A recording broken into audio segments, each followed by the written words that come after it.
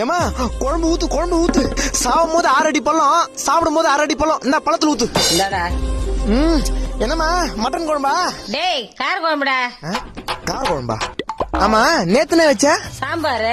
அதுக்கு முந்தின நாளே ரசம். நாளைக்கு என்ன வைக்க போற? உப்புமா. இதுக்கு பதிலா பேசாம விஷம் வச்சு கொண்டுறான். என்னடா பின்ன என்னமா என்னைக்காவது வீட்டுல ஒரு நல்ல குழம்பு வைக்கிறியா? இல்ல நீ வைக்கிற குழம்பு தான் நல்லா இருக்குதா? டேய் மூடிட்டு சாப்பிடுற. சுட தண்ணி பிளஸ் ஆச்சி மிளகாத்தூள் இஸ் ஈக்குவல் டு கார குழம்பு.